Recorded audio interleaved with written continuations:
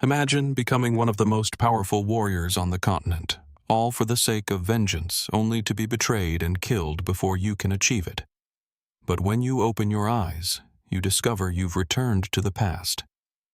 This is how the story of the regressed mercenary's machinations begins. The protagonist of this story is named Galen Viridian, known as the Mercenary King and one of the 7 most powerful warriors on the continent. But right now, he is gravely wounded. Facing him is Iden, known as the Knight of Nobles, and another one of the 7 strongest. They laid a trap for our protagonist and managed to corner him. Iden says he never expected the Mercenary King to be the eldest son of the Viridian family, but something is strange. Iden is from another country and therefore shouldn't know his name. Iden tells him that he spent a long time gathering information on him, but more importantly, he reveals that they worked with House Delphine to bring ruin to Galen's family. Galen always knew that a noble house had destroyed his family, but he never expected more powerful people to be backing them. He felt that his years of seeking revenge were all in vain. And so, after his head was cut off, the life of the Mercenary King ended. Or so he thought. He opens his eyes and can still feel a tingling in his neck, but his head is still attached to his body. He approaches a water source and discovers that his face is much younger. At first he thinks it might be an illusion and that someone is playing a trick on him, but then someone enters his tent. Before Galen has time to think, the man gets behind him and threatens him, saying that if he answers his questions, he will let him live. But instead of feeling fear, this person breaks free from his grasp and says, "That's a no, obviously." Galen is confused and asks what he's talking about. The man tells him that he had thrown a tantrum like a child earlier because he wasn't allowed to command the troops to eliminate the ogres. This leaves Galen with even more questions. With no time to clear his doubts, the man grabs his bags and says to get ready to go to the Viridian estate. Galen tells him that the estate is in ruins, but when he steps outside, he discovers the mansion is still standing. It is then that he realizes his younger face and his intact home mean he has returned to the past. Just to be sure, he pinches his cheek to confirm that it's real. In his past, he felt inferior, which is why he always threw tantrums to get attention. This caused many people to avoid him, and unable to bear it, he decided to run away. Over time, he became a mercenary, won great battles, and his name became known throughout the continent. When he finally returned home to make up for his mistakes, he discovered his family had fallen and he had lost everything he loved. But this time everything is intact, and it makes him want to sing with joy. However, it's not time to be happy yet, because he remembers why they are there. They have to eliminate 3 ogres. But he knows what will really happen in reality. There were more than 20, and they wiped out almost all the troops. With all his experience, this should be easy, as the ogres don't have a battle formation. The problem is that the other soldiers don't trust him. Just then, a watchtower is sent flying, and the ogres appear behind everyone, taking the soldiers by surprise and attacking them. Someone shouts to maintain the formation. This is Commander Skaven, but his shouts are in vain as the ogres are tearing through everyone. But a moment of distraction costs Skaven dearly, as an ogre appears behind him about to strike.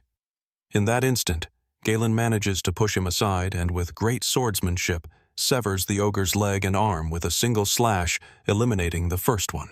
This leaves everyone stunned. He, however, is a little disappointed that he can't use mana, which would make things much easier. He then turns to Skaven and tells him to give him command rights.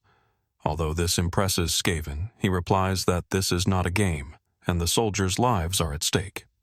Galen gets annoyed, but can't deny that he's right. Another ogre appears before them. Skaven tells him to stay back as he is still inexperienced with a sword. But Galen throws his weapon and Skaven barely dodges it. He turns to reprimand him but realizes they are no longer being attacked. When he looks, he sees that the sword is embedded directly in the ogre's head. The protagonist tells them that you can't win a battle if your troops are paralyzed by fear. At great speed, he launches himself into the center of the ogre horde that has cornered the troops, landing and piercing one through the head. He then shouts for everyone to follow him.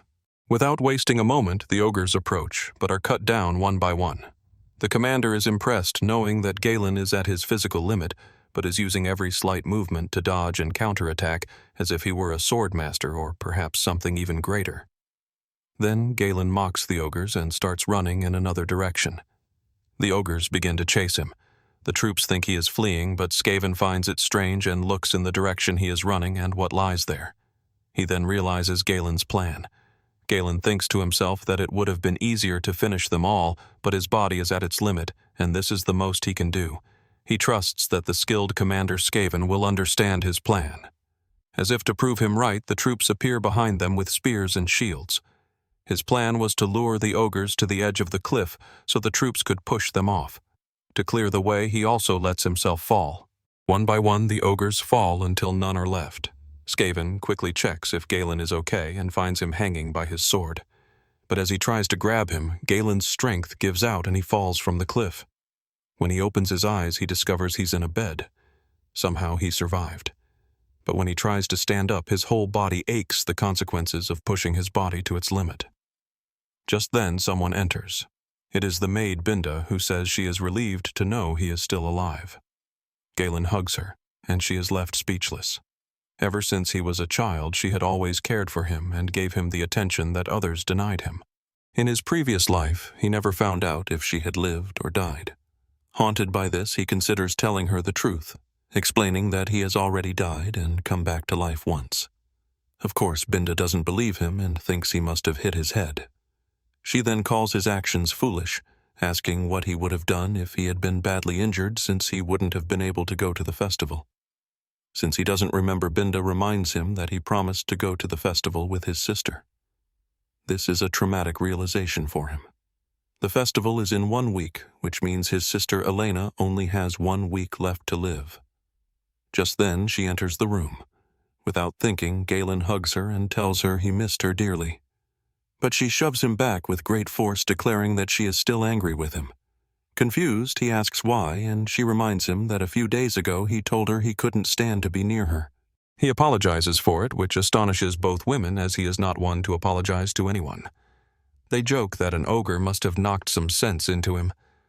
Just then, the pain in his body intensifies and he falls to his knees, which makes them laugh.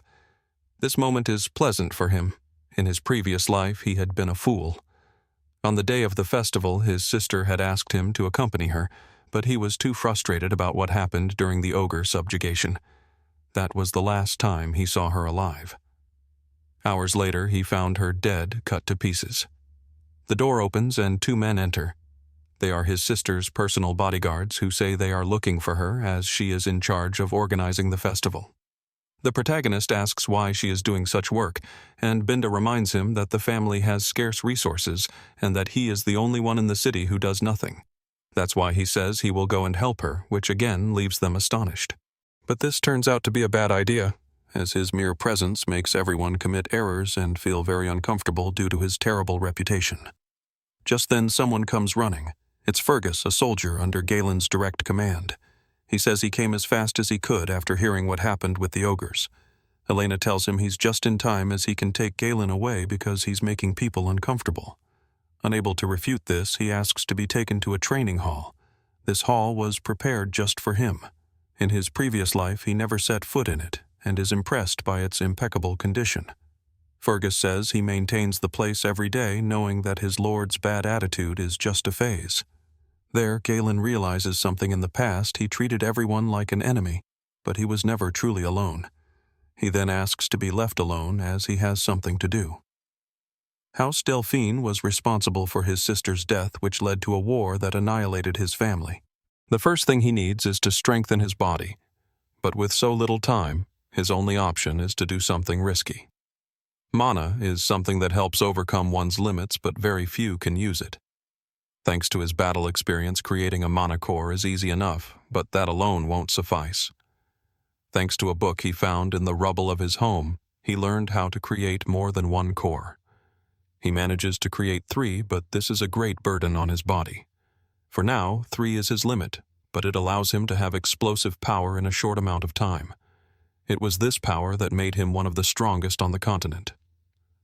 However, Aiden discovered his weakness, which is why he lured him into a trap where he was forced to expend every core. But this time, he won't fall so easily and will have Aiden's head along with all the others who conspired in his family's downfall. And so a week passed. The day of the festival arrived and Galen prepares to go with his sister. Seeing him, she says she really didn't expect him to come. He replies that as a Viridian, he should at least participate in these kinds of things. She notes that his attitude is different, that he has changed and has dedicated himself to training something he had never done before.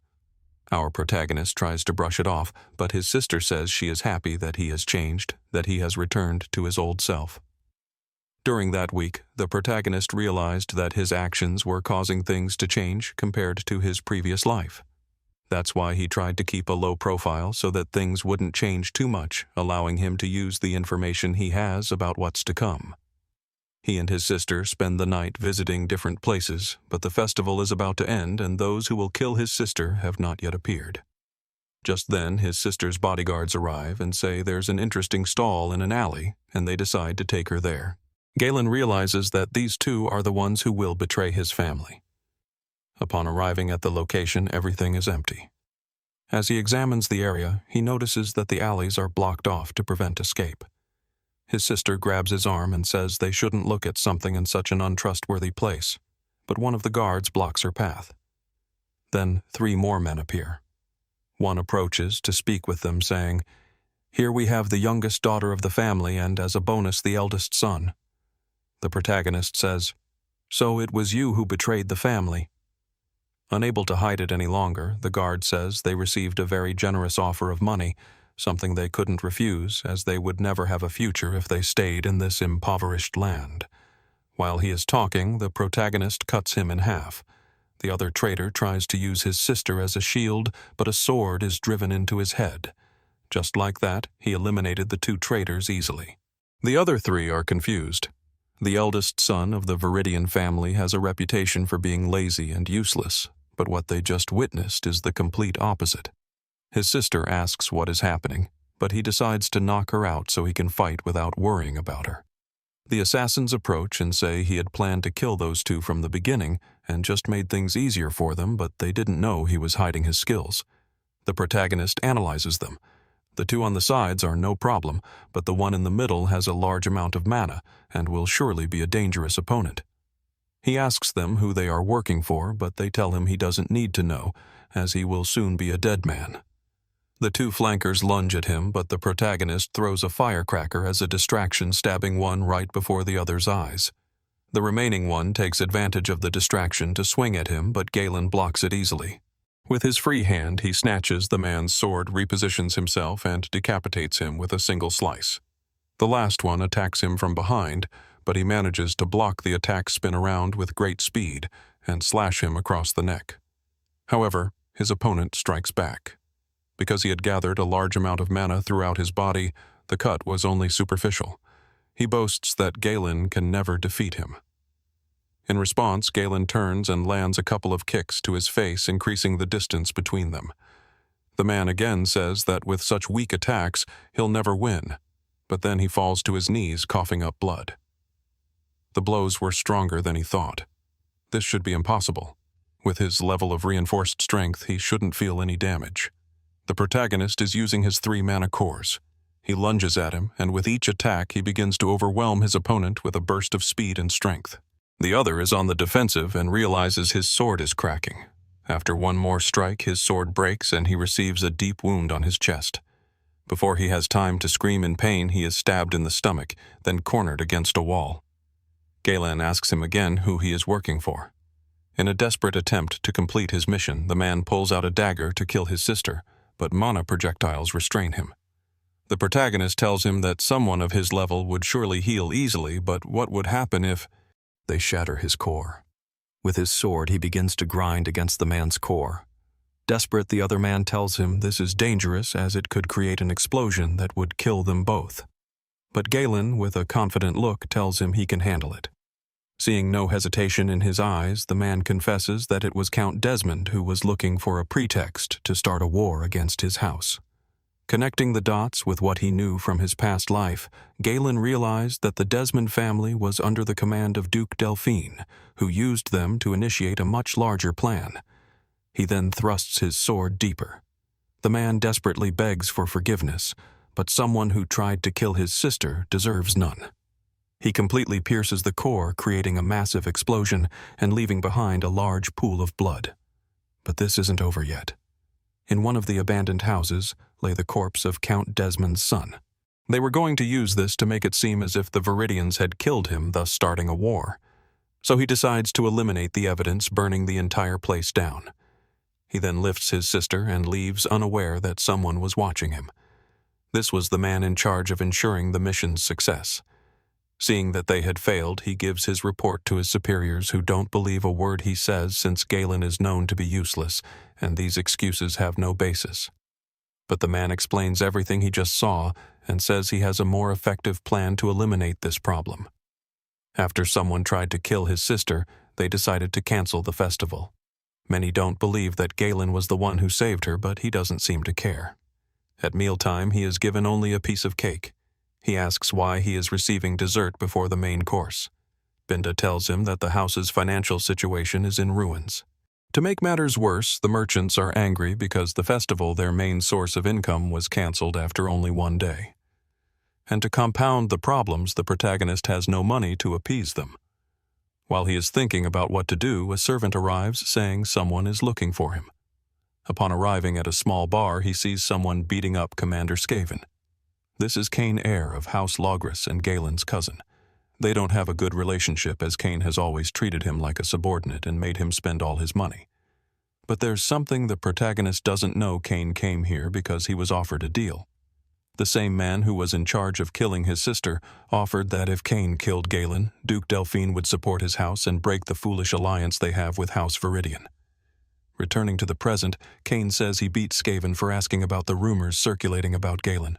When Skaven started talking about how Galen killed the ogres and 2 knights to protect his sister, Kane began hitting him, refusing to let anyone tell him lies. He then says that to liven things up, it's best to bring in women and wine, something Galen used to do without protest to avoid being beaten. But this time is different, and besides, he has no money. Then a light bulb goes off in his head. He now has a way to get his money back. He tells Kane he's right, that they need to liven things up, but Kane must return all the money he spent, and he'll settle for about 1,000 gold coins, including interest. Kane claims he did it as a sign of their great friendship, but the protagonist again tells him to return the money if he doesn't want to get hit. Kane tells him to stop joking, gets up and throws 2 punches, which Galen easily dodges. He then lands a punch right in Kane's stomach. Kane tries to hit him in the face, but Galen blocks it. Kane then lets himself fall and starts screaming, but this was all a sham. He needed to create a scene in front of people to provoke a duel where Galen's death could be disguised as an accident. The protagonist realizes what he's trying to do. He challenges him, saying he harmed one of his soldiers, sullied his family's name, and caused a baseless scandal. He then tells one of the soldiers to call all the protesting merchants, as he has a way for them to earn a lot of money. And so all the merchants who attended the festival gathered at the dueling arena. Obviously, everyone starts betting on Kane, as he is the surest bet to win, and besides, no one believes the rumors about Galen. But this wouldn't leave anyone with profits. Just then, Skaven arrives with a large bag of coins, followed by his sister with an even bigger one. Everything is now set for the duel to begin. The protagonist says that since he is the elder, he will give Kane the first move. The gigantic Kane lunges with great force. The protagonist manages to block the attack, but despite his size, Kane is somewhat fast and launches another attack in the same instant. Although Galen manages to block it again and positions himself right under him, Kane delivers a simple kick. Galen dodges it again, but this simple attack shattered a part of the arena. This is Kane's fighting style. With his great size and strength, he imposes fear on his rival, causing them to want to flee, which tires them out over time, ending in a crushing victory for him. He launches a series of attacks that the protagonist easily dodges. Then he grabs him and throws him into the air. Everyone thought it was over, but Galen manages to stabilize himself and land in the arena. With the momentum, he launches himself at full speed, but delivers a slash that intentionally misses just to show the difference between them. He then tells him that his swordsmanship is very disappointing, and that if he thought strength was all that mattered to win a duel, it's time to open his eyes. Kane lunges after him. The protagonist blocks his attack and makes a few feints that seem meaningless. Kane then thrusts with his sword, but the protagonist drops onto the blade and delivers a slash right across his neck. In that instant, more cuts appear all over his body, showing that Galen could have defeated him at any moment, leaving everyone stunned. But this isn't over yet. He throws down his sword and says that their levels with the sword are so far apart that it wouldn't be fair to him. So he decides to fight using only his fists. This is madness, as Cain is far superior in that regard. To make it more exciting, Galen says he will bet 2,000 coins that he will win. The crowd starts betting again, but the giant says he will continue to use his sword and lunges at him. But Galen quickly dodges and connects 3 blows that make Cain fall to his knees. He now understands the vast difference between them, but is unwilling to accept it and lunges again. Thus begins a series of attacks where Galen dodges and strikes back. But this wore out his patience, and he began to beat Cain brutally and relentlessly until his whole body was swollen. Galen says he feels sorry for Cain's father, who decided to help his family knowing they were heading down the same path. But just before delivering the final blow, he stops and extends a hand, as he did all this just to teach him a lesson. So Cain admits his defeat. But the assassin disguised as his escort berates him, calling him useless. Our protagonist says he still has something to say and shouts that this night will pay for all the food and drink of everyone present. This provokes a cheer of excitement from everyone. The escort approaches to say he is not willing to do it, but before he can say another word, Galen grabs him by the shoulder and tells him this is the price for losing the duel and that trying to run will be in vain. And so this battle ended, and he gained a small fortune. But behind him, Binda and his sister appear, saying they have figured out the reason he did all this. His fiancée's birthday is approaching, and he surely wanted to buy her something very expensive. After Binda reminds him of his fiancée's name, Galen becomes a little angry. His fiancée Amelia Ripple is considered a noble among nobles, earning the affection of all citizens. But she later incited a rebellion and became known as the Witch of the North. Revealing herself as an ally of the Delphines, she hammered the final nail in the coffin of House Viridian. An idea occurs to him.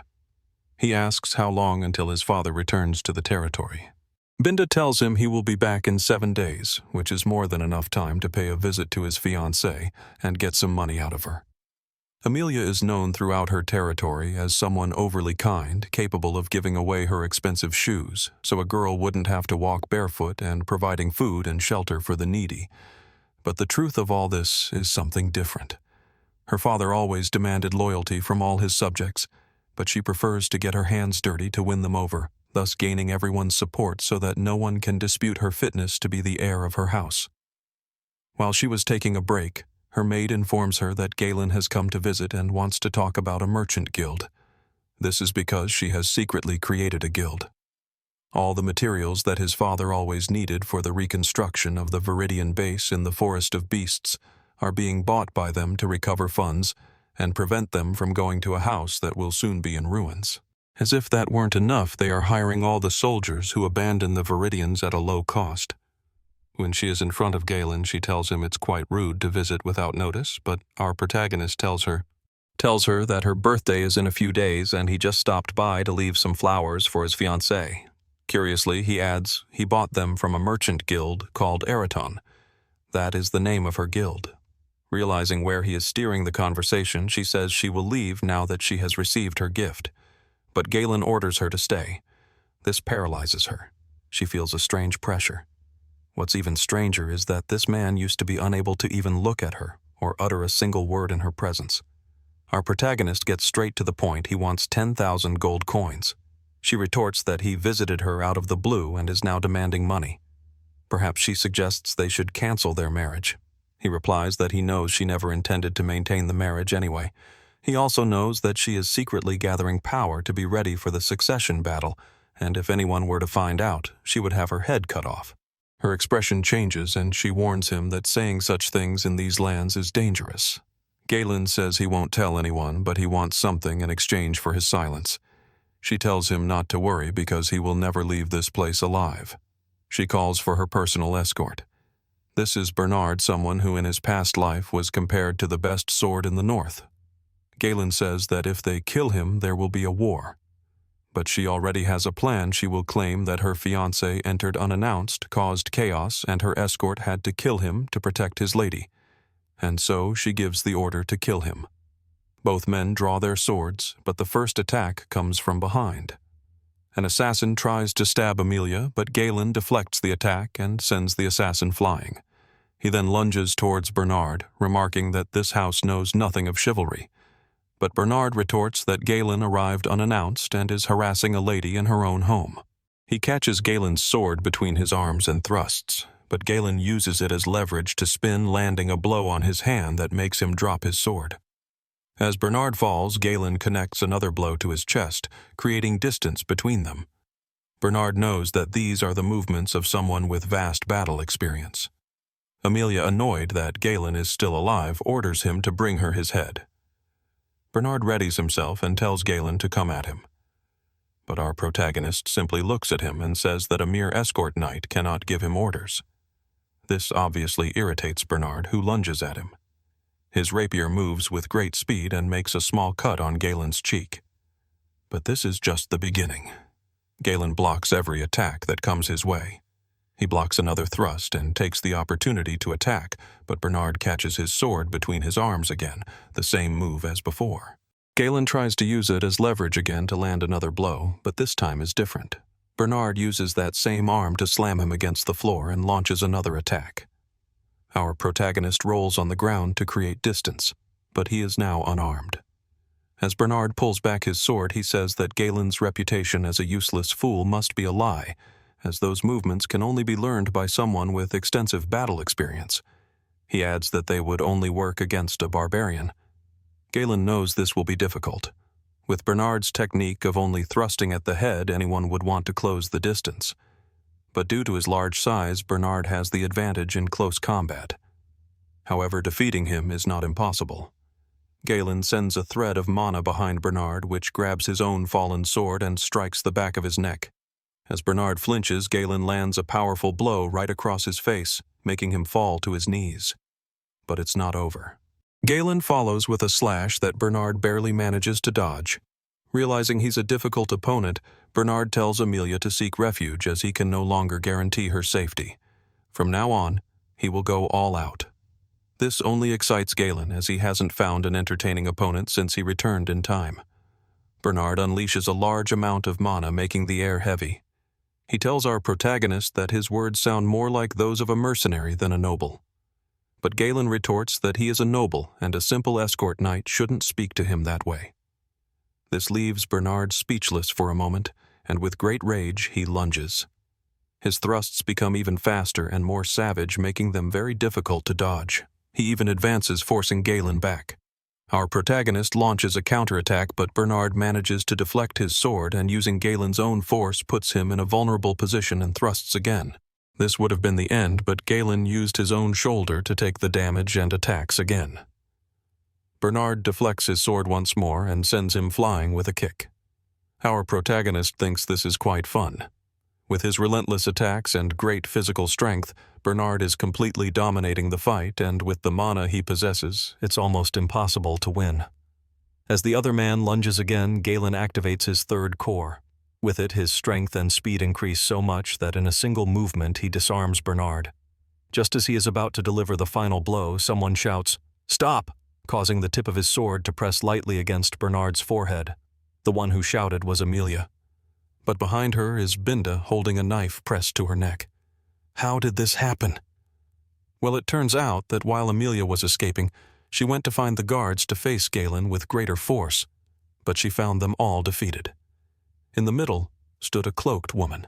It was Binda who had appeared unnoticed behind her, pressing a knife to her neck. Returning to the present, Amelia says she will give him the 10,000 gold coins. But Galen says there's a problem, the fee has just gone up to 20,000 coins.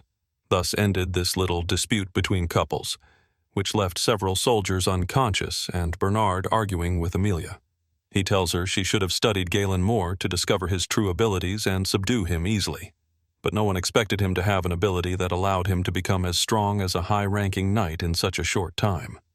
When Bernard asks if they should report this to the head of House Delphine, Amelia slaps him. She says that if he finds out, their fate will be death, not only because they let Galen go, but because he now knows their connection to the guild. It's also dangerous to let him live, but they can't attack him with their own troops, as that would trigger a war between families. Therefore, they will use the wild felines, a group of assassins made up of mercenaries who were expelled from other groups and thus have extensive experience in assassination. They will hunt Galen down at a point where he cannot escape and make him pay for this humiliation. Now back to our protagonist. He was tending to his wounds while thinking that he should have killed Amelia. But doing so would have unleashed something much bigger. By letting her know that he's aware of her relationship with the guild, it will be harder for her to make a move. But most importantly, in this life, he will be the one to take advantage of her. Binda asks if everything went well. She had simply followed his instructions and defeated all the guards she heard in the guest room. Just then, Galen feels a jolt of pain and coughs up some blood. These are the consequences of opening the third core without having much mana. He must quickly find a way to increase his mana, as it will be a big problem if he ends up like this after every fight.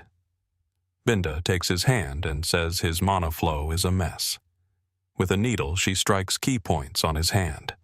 This not only lessens the pain, but also allows for greater flow through his mana channels. This is something only someone with excellent control over mana could do. He wonders who she really is. He knows his mother brought her to their lands, but he doesn't understand how someone of her level ended up as a maid. At the same time, he doesn't care. The more strong people he has on his side, the better, as she will soon be of great help. Binda says she trusts him, but why did he go through all that just to ask his fiancée for so much money?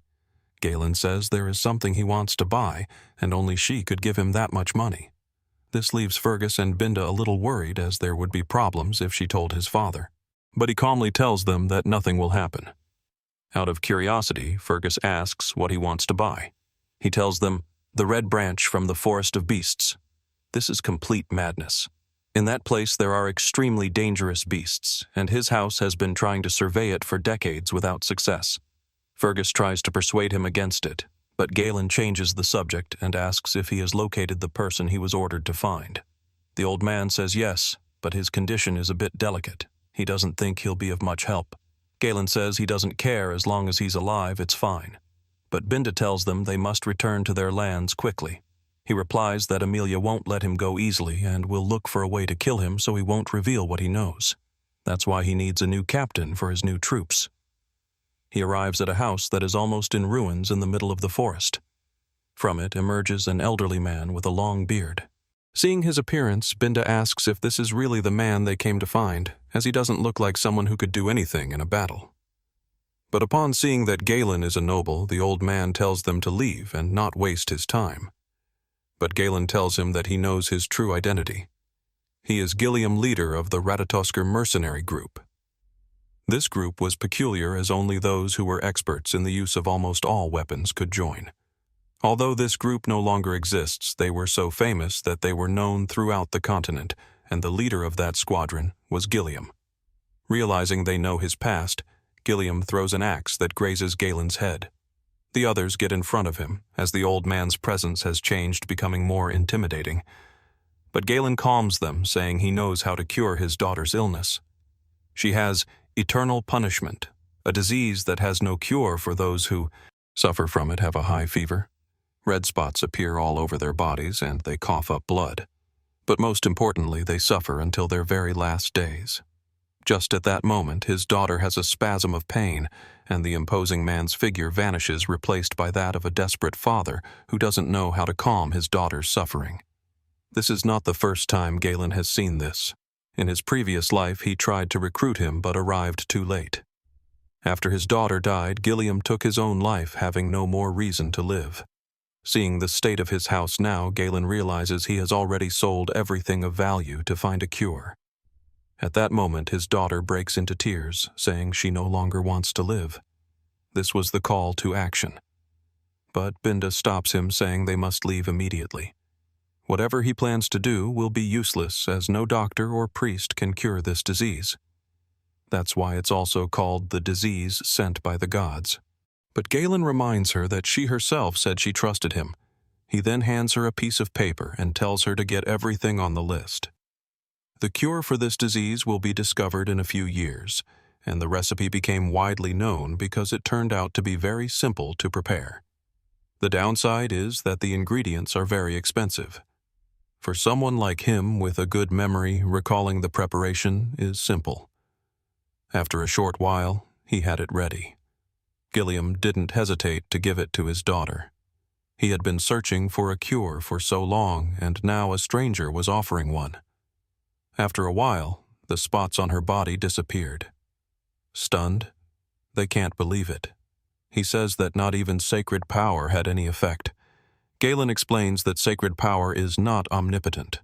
It only stimulates vitality and regeneration to fight the disease, but it's not the same as a total cure. With trembling hands, Gilliam grabs Galen and asks if his daughter will really be cured. Galen tells him that if she takes the cure every day, the disease will disappear within the next 2 months. Gilliam kneels and asks what Galen wants from him. He says that if they came, it must be because they wanted something, but now all he has left is his body.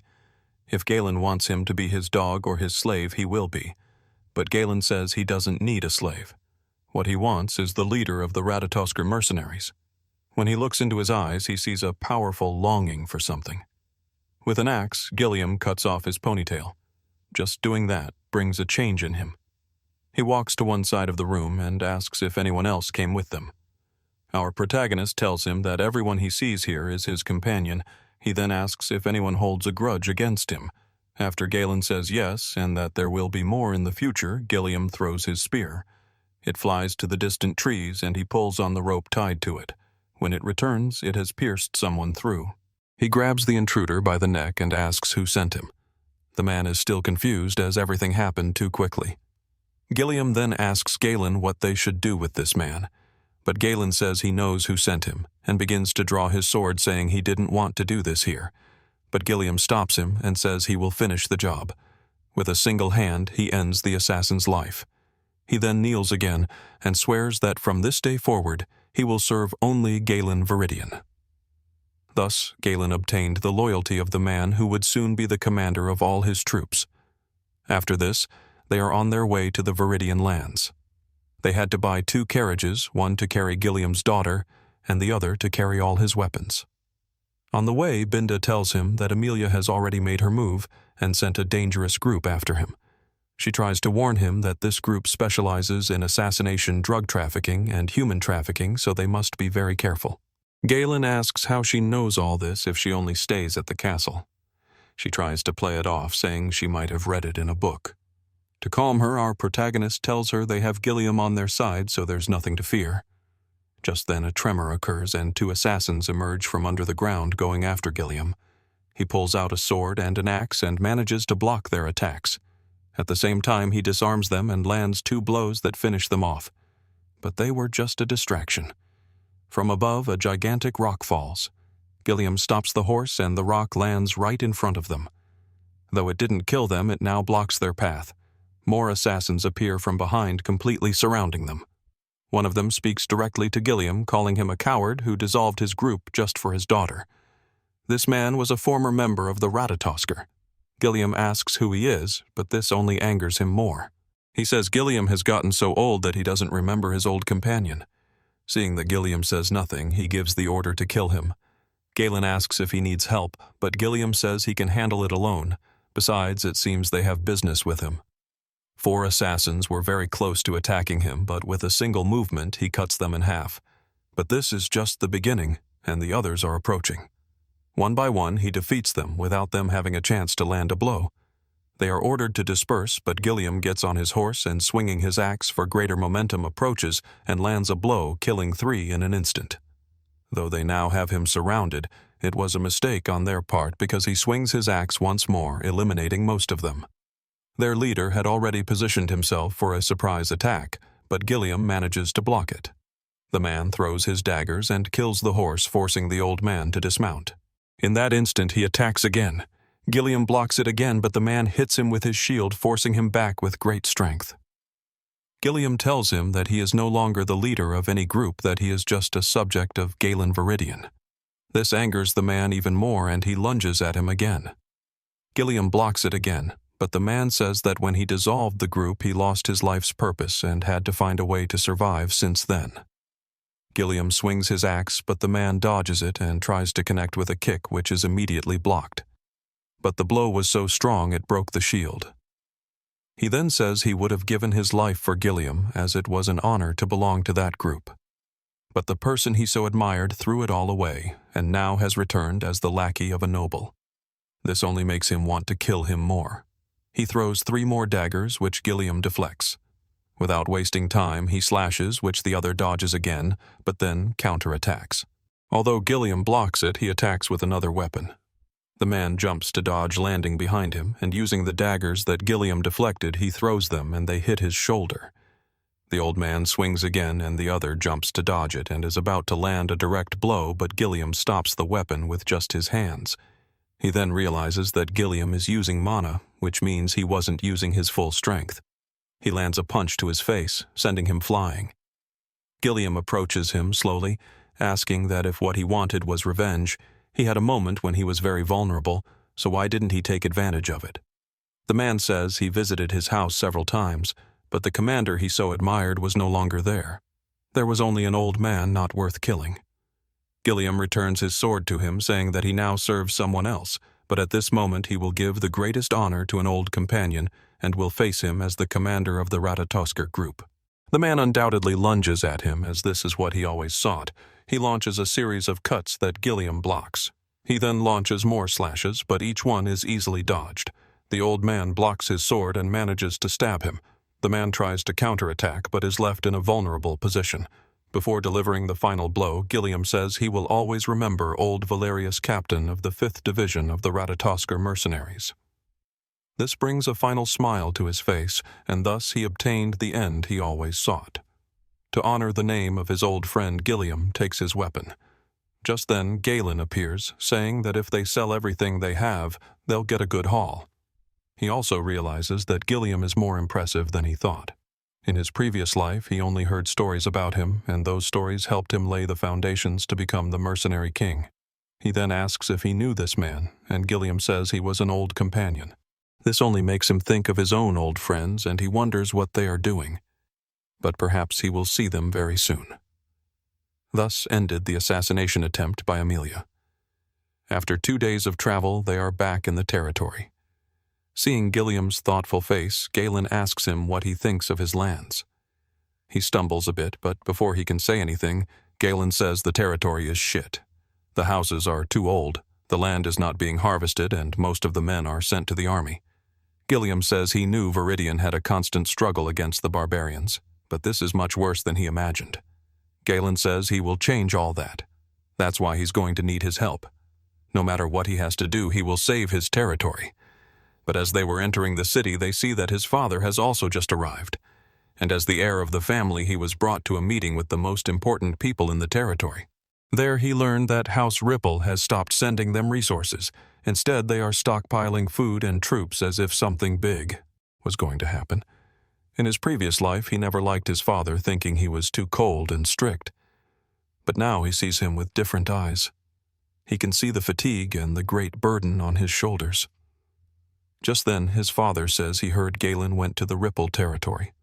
Calmly, he replies that he only went to visit Amelia. His father asks if he caused any trouble, but our protagonist tells him to be at ease as nothing happened. Albert, the person in charge of finances, says he heard Galen won some money after a duel with Cain. Perhaps he suggests this money was for more gambling. Galen says no, and that he had some business to attend to with his fiancée. Another man tells him he must maintain appearances as he will be the next head of the family. His father also says he knows Galen killed his sister's guards because they were trying to sell her. But the troop commander suggests that perhaps another knight did it, and Galen just arrived to deliver the final blow. He continues saying this to avoid feeling like he's doing a bad job, as he is the one who trains all the troops in the territory, and to know they were defeated by a useless person. Galen tells him he might be right, but his father tells him he did a good job. No matter how it happened, the important thing is that his sister is still alive. This truly leaves him speechless. This is the first praise he has received from his father in 2 lifetimes. Taking advantage of this, he asks if he can request a favor.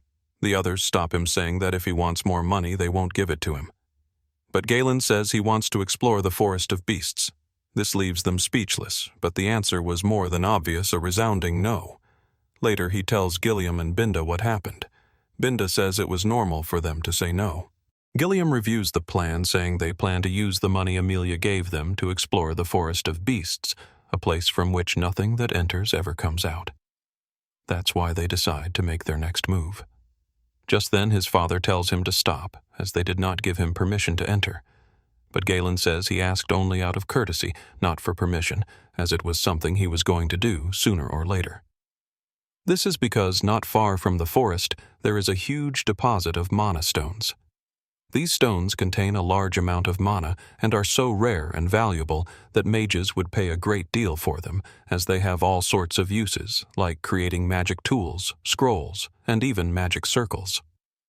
In his previous life, House Delphine discovered this, but now only he knows this information. That's why he tells Binda to go to the guild and hire 200 mercenaries. Gilliam tells him this is dangerous, as mercenaries can be unpredictable, and gathering so many in one place could lead to them rebelling against him. That's why Galen tells him that the two of them will go find those who will be truly useful, and if they're talking about useful, only that mercenary group in the north is the right one, the Cerberus mercenary group. Gilliam knows who he's talking about and says they are indeed skilled, but also the most dangerous. If things go wrong, they could kill them without hesitation. So the two of them go north.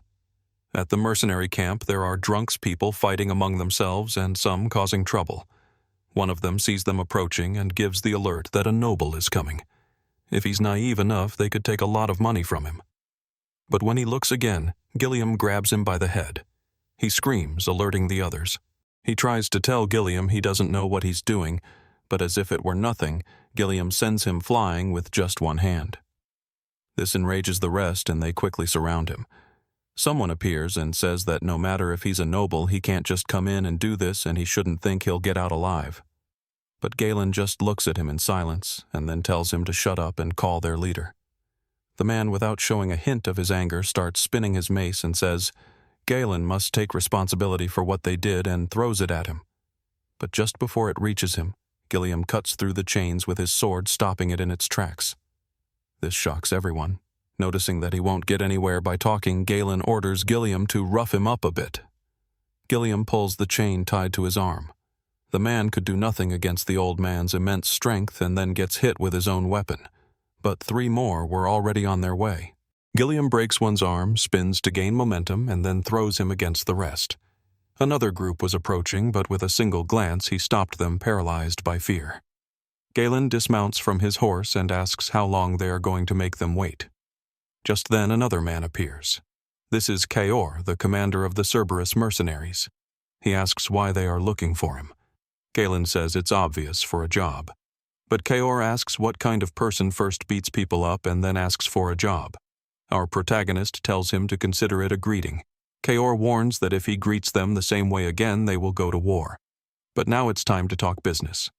Kaor asks what the job is, and Galen tells him he wants to hire them to explore the forest of beasts. They are obviously astonished, as its reputation as a dangerous forest is known throughout the continent. Kaor asks for his name to know what kind of person wants to do something so dangerous.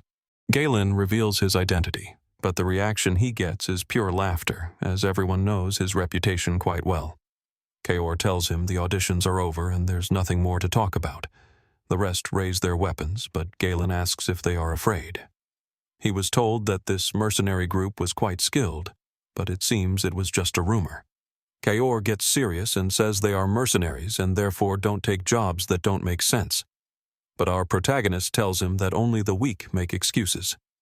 Kaor says he's bored of this, and there's no point in killing someone like him, so they will let him go if he pays for all the damages. But Galen requests the trial of Moria. This shocks even Gilliam. Kaor gets serious and asks if he knows what he's talking about. The reason for this is that the trial of Moria is a traditional game among mercenaries, but it's far from a harmless game. The 2 participants enter a small circle to limit their movements, tie one of their arms together, and hold a dagger in the other hand. The use of mana is completely forbidden, and whoever steps outside is the loser. It is all too common for both participants to end up dying. Galen says the loser will serve the other as his dog until his last day. Gilliam is impressed with Galen as he has cornered Kaor.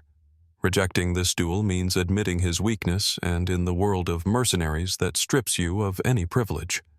Kaor starts laughing and says he accepts. This duel seems like it will be quite easy. They prepare for the duel. Kaor tells him he got himself into this by pretending he knew what he was doing and gives a tug to show the difference in strength between them. He says he has done this 5 times before, but Galen retorts that he has done it over 100 times. And so it begins. Both deliver a stab that they dodge at the same time. Then they make a side cut that they also manage to dodge simultaneously. Galen launches another attack that is blocked. Kaor grabs his arm, moves him out of position, and tries to stab him from behind, but Galen manages to block it. He then gets behind him and quickly turns to stab, but Kaor has already moved and tries to kick him. Galen manages to block it, but without being able to use mana, he receives a lot of damage to his leg. Kaor tells him he's holding up quite well for a noble, but saying he's done this over 100 times would have taken a lifetime, and if he's going to tell lies, they should at least make sense. He attacks him again. The rest start cheering for their captain, telling him to put this ridiculous noble in his place. But Gilliam gives them a look that makes them shut up instantly. He thinks this fight is too unfavorable. Galen is in a circle that limits his movements, and without being able to use mana, the difference between them is so great that Kaor is moving him at his whim from one side to the other. If at any moment he sees that Galen is in danger, he will have to intervene. Just then, Kaor lifts him. Our protagonist regains his balance and falls, but now feels great pain in his leg. This is because he blocked other attacks, but without mana reinforcement, he is feeling the consequences. Kaor starts laughing with satisfaction and asks if he can still continue while launching a series of attacks. He thinks that for a noble he's not bad at all, but he can already see that his strength is running out. To make him suffer more, he keeps hitting his leg, and this won't stop until he sees fear in his eyes. He then intensifies the speed and strength of his attacks. Galen manages to block one, but Kaor grabs his arm and pulls him in, then connects a knee to his injured leg, intensifying the pain even more. This is the first time Galen shows a face of pain. Kaor decides to put an end to this and is about to stab him. Gilliam prepares to intervene, but Galen smiles and dodges the attack. He then uses Kaor's body as support, moves to the side, and unseen makes a cut. This shocks everyone. Kaor quickly attacks him, but again Galen uses him as support to move and makes a cut on his chest. No one can believe what is happening. But this isn't over yet. Kaor attacks again, but Galen not only dodges it, but also pulls him in, slamming his shoulder into Kaor's face. He then gives him several blows while he is still suffering. Galen stabs his arm, but without losing his composure from the pain, Kaor attacks again. He doesn't understand what happened to cause this change, but Galen already understood. Normally, in these duels, both try to overpower their rival with strength, but this makes the body rigid. Aware of the difference in strength, he didn't try to match it, but rather moved away during the fight and turned Kaor's rigid force into his support. This truly impresses Gilliam, earning him genuine respect. Kaor is now badly beaten and a little stunned. Galen tells him he is quite resilient, not because he is still standing, but because many, when cornered, decide to use mana. Kaor tells him he talks as if really had done this many times, but Kaor says he won his position as leader this way. He would never break the rules. He also admits he's at a disadvantage, but there are other ways to end this. Using all his strength, he sends Galen flying. No matter how skilled he is, if he puts a single foot outside, he will be the loser. This is how he will secure his victory. But just before he falls, Galen grabs his arm once again, using him as support, and then throws him while changing his own position. This causes Kaor to step out of the circle. For a moment there was silence throughout the place.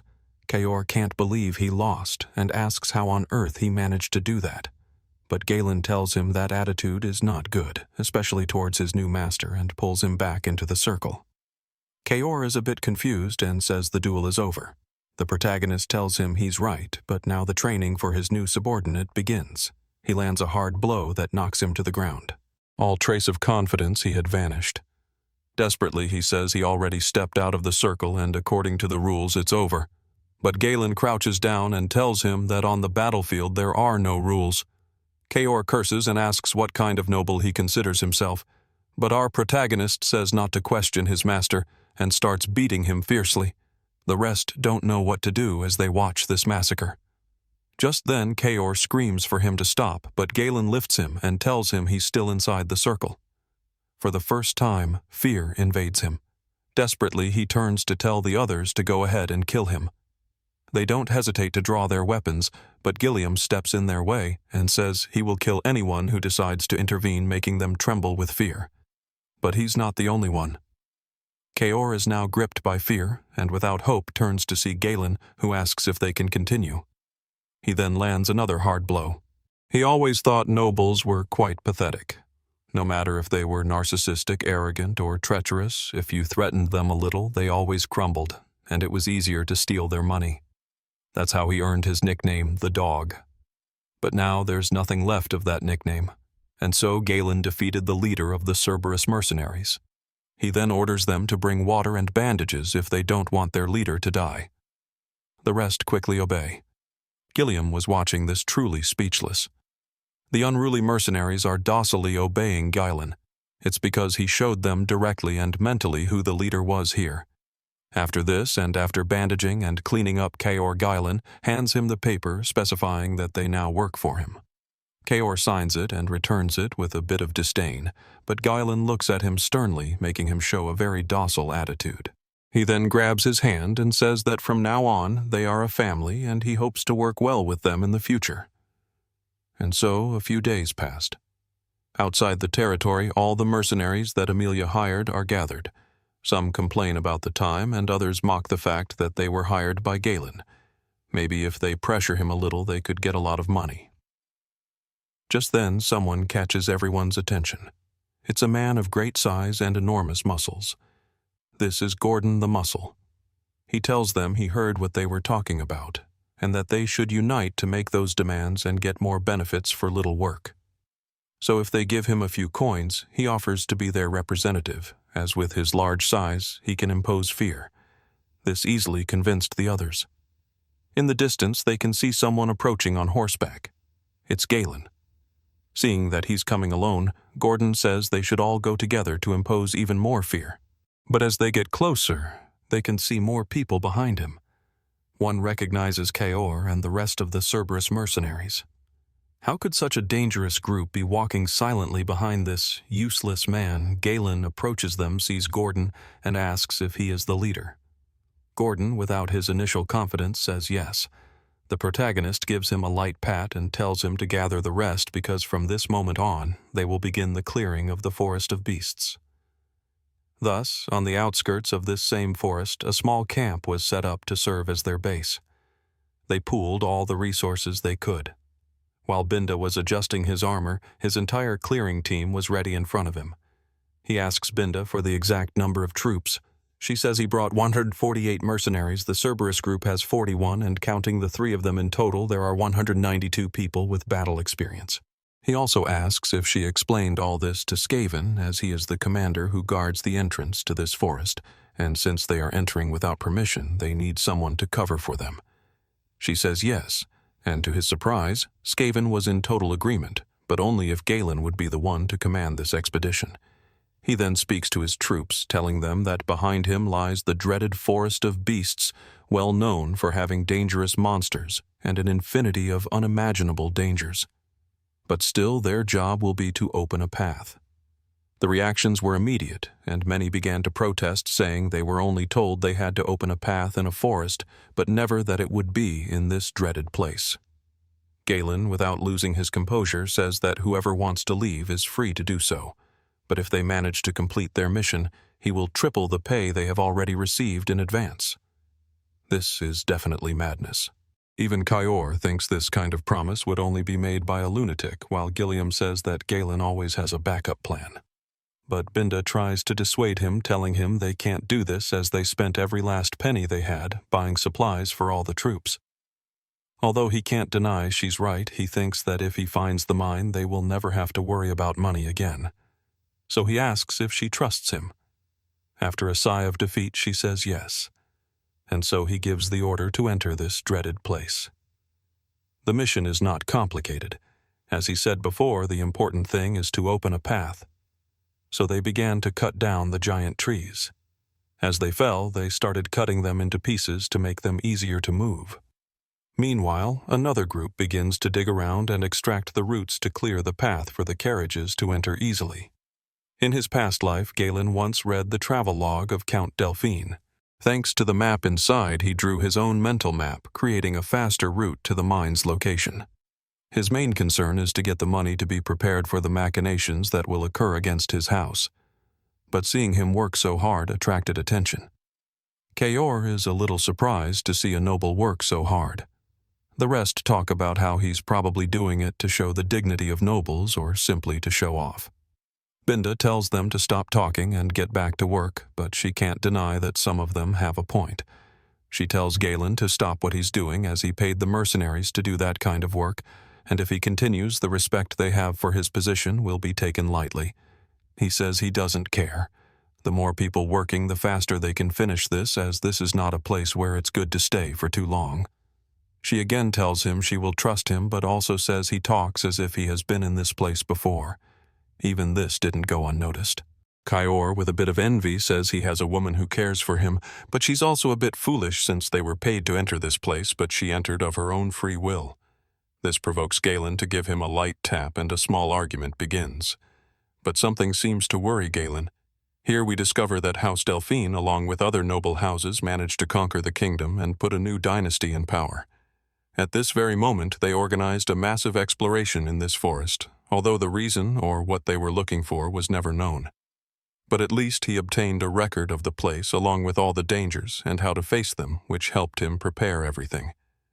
The fact that nothing has happened yet makes him a little uneasy. This tranquility would make anyone relax, but thanks to his vast experience, he knows he shouldn't. So everyone continued to work, and the night made the place even more sinister. Noticing the arrival of night, most of them began to stop. They start saying that maybe the name of this place is very exaggerated since in the whole day they haven't seen a single monster, not even a small ant. Maybe the things they say about this place being too dangerous are just rumors, and this will be the easiest job they'll ever have. They were even promised triple pay just for cutting down trees, so they tell Gordon to start giving their money back since he didn't have to intervene to get more benefits. But he is a little bewildered. He asks if they managed to make a path after cutting all day. The rest give him a look of pity at his stupid question, as obviously they did. But he asks why he can't see that path. They then realize that a large tree has appeared out of nowhere and is blocking the path. Just then, Galen gives the order to get ready, and everyone quickly draws their weapons. The atmosphere becomes tense. Galen tells Gordon that if he stays in that place, he will definitely die, so he orders him to slowly come back towards them. He started to back away, but forgot about the large log he had on his shoulder. It hits the tree, causing it to fall. The rest immediately prepare to attack, and Gordon turns to look with evident fear. But noticing that nothing happened, one of them makes a joke and says that just because their contractor says so doesn't mean this place is dangerous. Gordon probably just got confused since the whole landscape is similar and the fame of this place is surely made up. Just then Galen tells him, "Return to the group or he will die too." But the man yells back saying he's just saying things to keep them under control. At that moment something wraps around his waist and pulls him with great speed. From what looked like a simple tree, a mouth full of teeth emerges. It closes, muffling the mercenary's screams. These are treants, tree-like monsters that hide their presence by approaching slowly. But this was not the only one, and they realize they are completely surrounded. Fear invaded everyone, and they began to run aimlessly. But the treants took advantage of this and claimed their next prey. They were being eaten 2 by 2. Gordon, with all his strength, grabs a tree to avoid being taken. Others quickly rush to help him. One tries to cut the vine, but they are so tough that they break the axe. Just then, Gordon starts to be dragged away, but Galen appears from above and with a single slash manages to cut the tough vine, freeing the mercenary. Using the weight of his sword, he cuts the beast's eye, and after it falls, it lets out a horrible scream. The others are astonished by this and ask if its eye is its weak point. But Galen tells them to get a grip. If they just run aimlessly, they will be easy targets. He orders them to form a group and raise their shields to block the vines for as long as they can and to wait for his next order. They obey and begin to hold their ground while Galen goes to the rear where Kaor and his second-in-command are. He orders them to light the lamps and throw them at the monsters as they don't have good defense against fire. Seeing that they couldn't get past the shield wall, the monsters start going after them. Galen gives the order and the Cerberus mercenaries throw the lamps, but before they can reach them, the monsters destroy them all and then start chasing them. Just before they are caught, Gilliam cuts the vines. Then Binda throws 3 daggers that hit them in their eyes.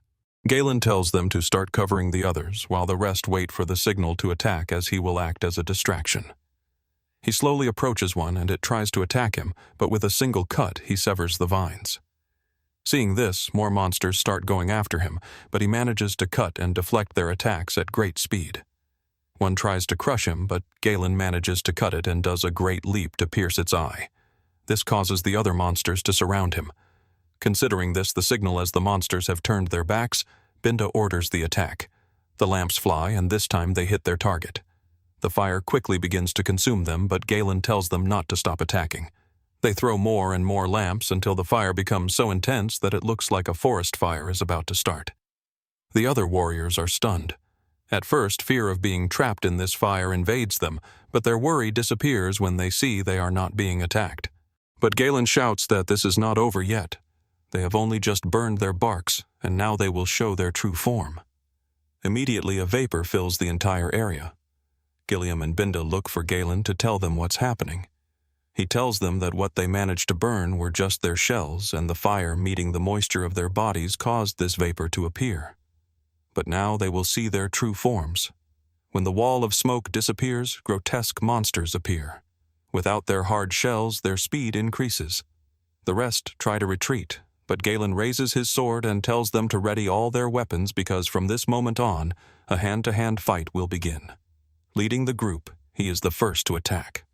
Everyone is shocked to see Galen launch himself alone at these beasts, but not one of them moves a single muscle thinking it's madness to fight these giant beasts that can crush them with a single move. But before their eyes, another group launches into battle.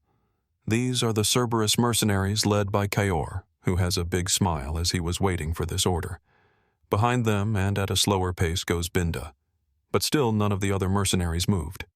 Gilliam asks them why they are hesitating. The master has just given an order and all they have to do is trust him and follow him. This leaves them speechless, but as if a switch had been flipped, they all launch into battle.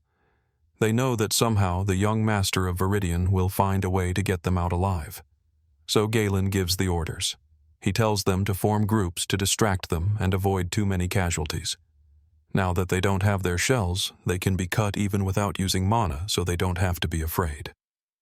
Thus began this carnage where the once dangerous monsters were being slaughtered as they were attacked from all directions. In his previous life, Galen was not someone who used his subordinates as meat shields. In this life, he won't change that. As he shoves his sword into a monster's mouth with great strength, he lifts it upwards, splitting the beast in half. He thinks that his job as a leader is to keep alive those who decided to follow him. When the last monster fell, silence invaded the place. The mercenaries remain expectant, waiting for the moment of the next attack. But what they heard was Galen's voice ordering them to form ranks. Behind him, all the mercenaries get into position. He tells them that this is only the beginning. The deeper they go, the more dangerous beasts they will encounter. But they don't have to be afraid, because he will always be at the front. All they have to do is trust him and follow him. These words filled them with vigor, and the initial fear faded away. Over the next few days, they delved deeper and deeper into this dreaded place. Along the way, they encountered armored monsters and even tribes of orcs, but they always found a way to overcome everything. Even when a monster escaped from Galen and was about to attack the troops, Kaor and Gilliam would appear. Working as a team, one would cut its legs while the other blocked the beast's advance with his enormous shield. And then Galen would finally appear to deliver the final blow. They understood that if they wanted to stay alive in this place, they must always stay close to him and do everything he tells them. Gilliam notes that they have adapted quite quickly, and Kaor, while smiling, says that battle is the only good teacher. They spent the rest of the days clearing paths while Galen always stood guard. As night fell, they reached the shores of a large lake. They quickly run to fill their basins and wash up a bit, as they never imagined finding a place like this in this hell. Even Binda is surprised by this, but Galen's face is tense. On one hand, he is surprised to have come this far, but this place is the beginning of the most crucial part to reach the mine. For now, they will use this place to rest. They set up several tents with their backs to the lake to be ready when a monster wants to approach for a drink. Several bonfires are lit where small groups gather to eat. Some think they got here by a pure miracle, and can't deny that they are scared to think about what they will encounter next. But in another group, one suggested using the night to escape without anyone seeing them. He tries to convince the rest, telling them that life is more important than money, and it makes no sense to keep risking their lives in this place. But Gordon says their destination must not be very far from the forest entrance. Besides, they have already cleared a long path, which means their destination can't be far. But the other man intervenes, saying he's easy to deceive, and that's why he believed that lie. Besides, in the last few days before being hired, people started calling Galen the madman of Viridian, and it's obvious he's forcing this incursion to get as far as he can to gain fame and take all the credit. But a man with an eye patch says they have already received all their pay in advance, and their duty as mercenaries is simply to obey orders without saying anything in return. Besides, Gordon says they have survived so far thanks to Galen. The man says he won't deny that Galen fights quite well, but he is only human, and it would only take one mistake to condemn them all. Besides, all nobles have something in common. When they are in a dangerous situation, they always use them as shields to escape. This took them by surprise, as they had all been through this same experience. The man knows he hit the mark and just needs to press them a little more to convince them and escape that same night. But the one with the eye patch says again that they are alive, thanks to Galen. Besides, it seems their contractor is a very different kind of noble. While he was sitting outside his tent, he was anointing the mercenaries' wounds with very expensive medicine. Even Binda tells him that this medicine is very valuable, and he should save it only for when he needs it. But Galen says it was made to be used, and it would be a total waste to keep it stored while he calls the next one in line.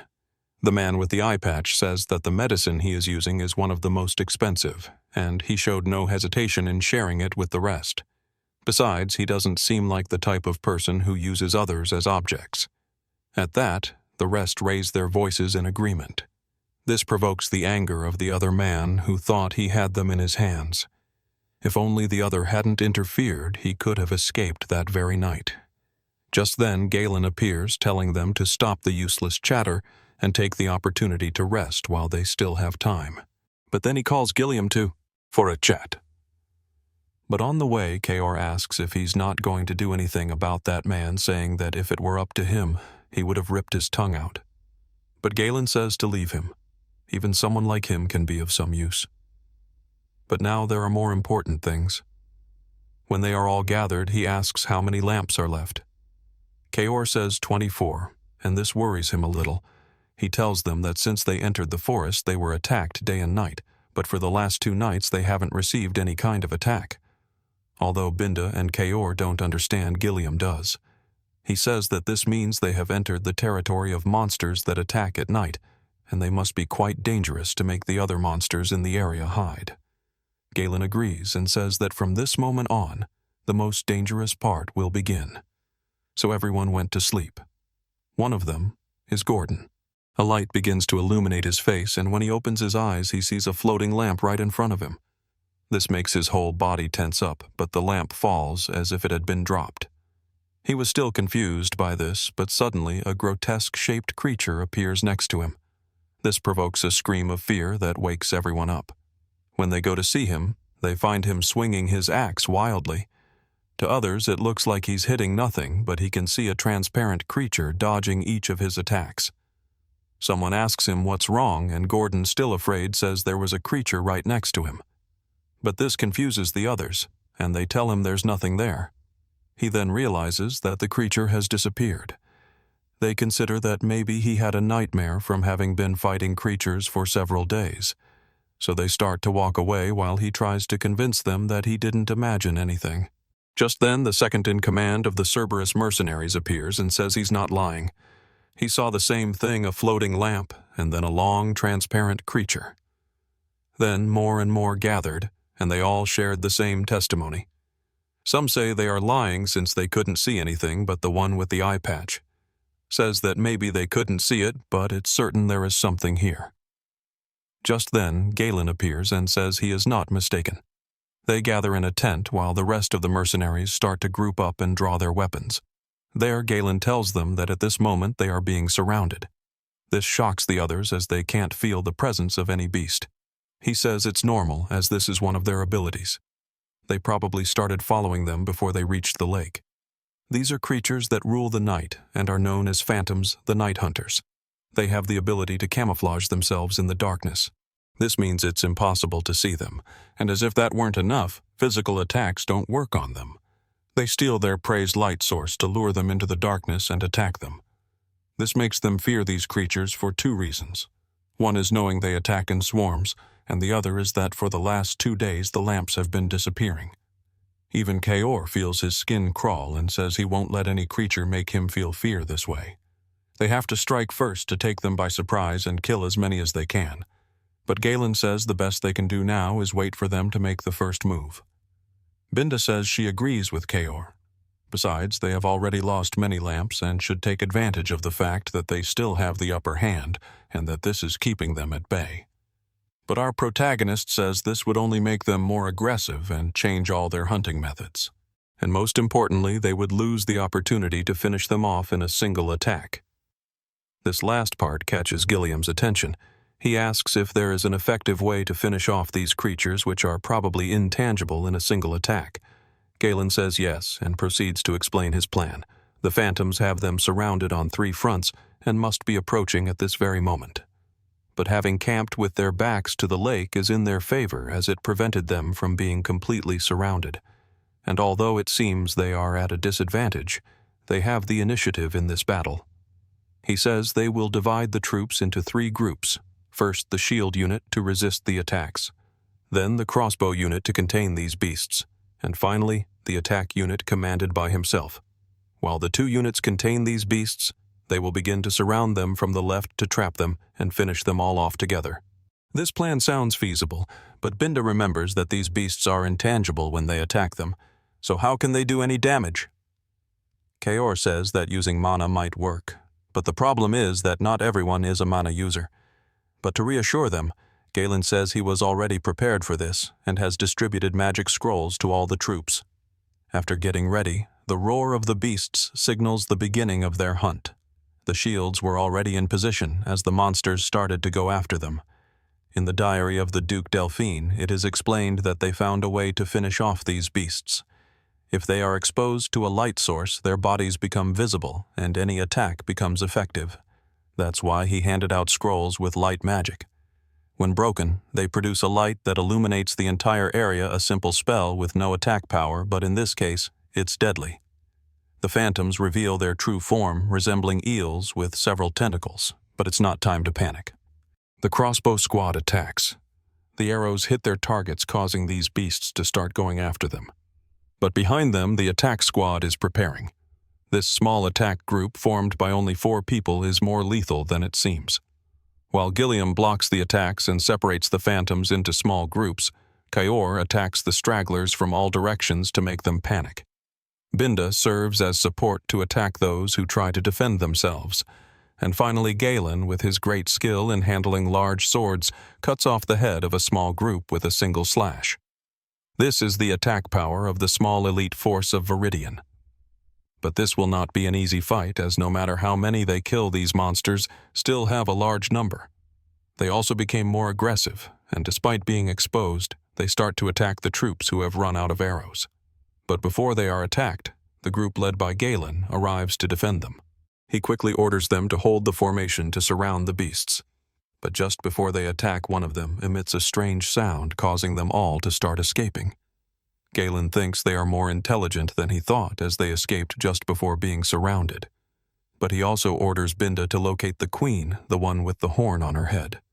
Kaor and Binda agree again and ask if it's really necessary to go after them. But Galen says they can't afford to face them again, as they would have more casualties because they would change their hunting tactics. That's why they have to eliminate the queen. The rest of the beasts, without anyone to command them, wouldn't know how to move and would be easy to eliminate. Binda looks at him for a moment, but then smiles. The little prince of Viridian not only changed his attitude, but has become someone very reliable. So she doesn't argue anymore, and accepts the order. She pulls out a grappling hook, wraps it around a large tree to use as support, and hoists herself into the air. This makes it easier to locate the queen. Using the same hook, she wraps it around the queen, immobilizing her. She then shouts to Galen that she has managed to immobilize her. Meanwhile, he was running behind all the beasts. After hearing this, he prepares to attack. He accumulates a large amount of mana in his legs and then makes an explosive jump. On his way, he eliminates several beasts and then stabs the queen. But his attack is not over. He accumulates mana in his arms and makes a side cut, splitting this monster in half. He immediately turns around and shouts to the troops, saying that their queen has fallen, and this is the moment to counterattack and not leave any of them alive. Accompanied by a war cry, the troops begin to advance. Having fought different monsters in this treacherous place for the last 10 days has altered their reality a bit, and now they are not afraid of anything. Leading his mercenaries, Kaor says they don't have to lose to that old man, and so after fighting all night, they manage to eliminate every single one of these monsters. He congratulates them for his great work. The mercenaries respond with a cry of victory. Then Gilliam congratulates him for having commanded well, and Binda asks if he is injured. But he tells Kaor and Binda to start gathering the mercenaries while he and Gilliam begin to distribute the corpses around the camp. Kaor asks what purpose this will serve, but Gilliam tells him that being very strong beasts, the smell will keep other beasts away from the area. In simple words, for someone like him, it will keep all the troops alive. This angers Kaor, who challenges him to a duel. Galen thinks they have already finished with the most dangerous beasts they could find in this area of the forest, and now they only have to advance a little further to reach the stone mines, as there will be no more dangers. But as he watches the sunrise, he wonders if the danger has really passed. Just then, Binda tells him that they have already done the count.